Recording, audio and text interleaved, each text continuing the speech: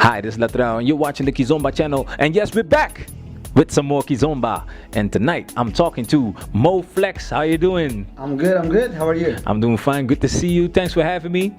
And now, the first question that I normally ask is, why do you love Kizomba? But in this case, I have to ask it differently. The question is, why do you love dance? Dance is a part of me. I discovered it later in life, but I knew it was always part of me, and it's an expression of the soul through the music and through the dance. You are expressing your emotion, you are expressing your joy, your sadness, your everything. But it's a freedom of movement, and it feeds my soul. It's just food for the soul. And when I hear the music and it allows me to move through the music, it makes me happy. So I do it. And I always say, you have to chase what makes you happy, and this makes me happy. Very well said. Now, I asked this question because you do multiple dance styles.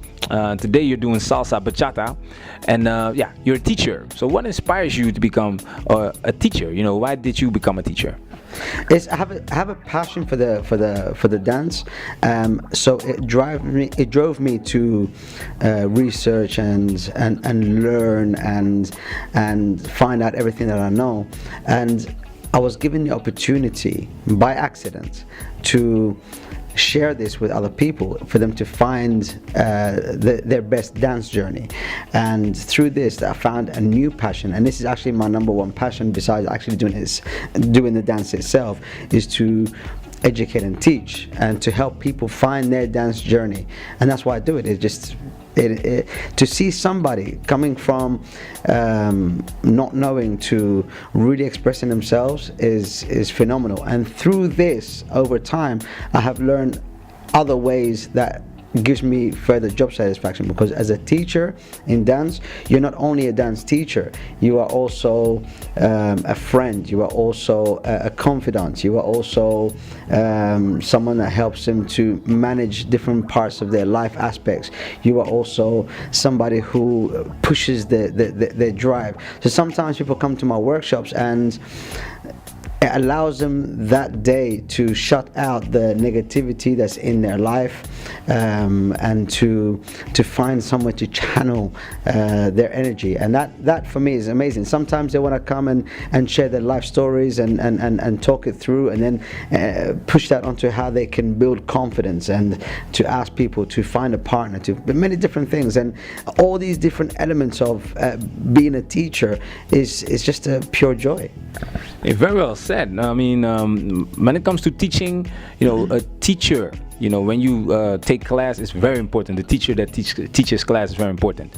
What I've seen in your class is that you don't dance, you don't teach with a partner, and you're teaching a couple dance, a partnering dance. So how do you see that? How do you bring your message across without a dance partner?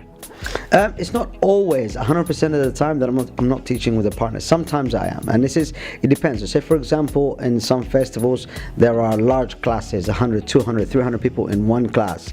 It's impossible for me to rotate with the group, so I do take a dance partner.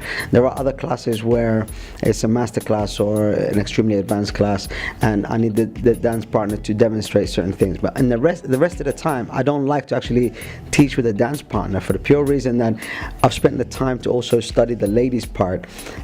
Sorry, I don't mean it in that way. I don't study ladies parts, but to study the ladies part of dance. In order to find out what difficulties that they face on the dance floor, to find out how to change that and how to fix it.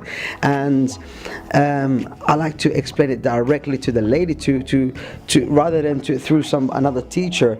I want to express the changes and the difficulties and how to fight it, but also it allows me the chance to rotate within the ladies in the class. So that way I've had an opportunity to dance with almost every woman in that class, and to give personal advice, because when they come to dance with me, maybe in that moment I can feel that she's doing something, she's following me something wrong, that I can say, okay, maybe change this or change that, one-to-one advice within the group class as well. And if I'm closed off and dancing with my dance partner and not the rest of the group, it takes away the opportunity. So for me, it's an advantage as a teacher and for my students too.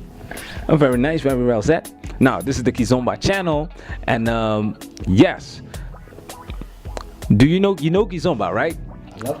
So what do you think about it? I love Kizomba. Kizomba is a beautiful dance. It's a beautiful music. It's a beautiful culture, and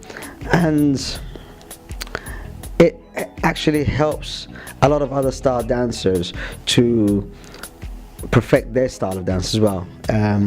There's many things in salsa, for example, or in bachata, or in other part dances, cha-cha-cha and so on, that were forgotten. It's supposed to be part of the dance, but it's been forgotten over time, that it helped remind people. And this is the connection, because with the Kizomba, there's all these turn patterns and these fast moves, and there's a lot of it is missing, and it's a greater part of Kizomba is that connection to the music and partner, that bond that is also supposed to happen in the other partner dances, but it's more intensely focused on in Kizomba. And I think that's absolutely beautiful, because for me the music is there. The dance was created to follow the music rather than the other way around. The music came first, so people forget that, and Kizomba reminds us that, because it's so much about the music and the connection to the partner that it helps us to advance the way that we get into that deep emotional factor of the movement.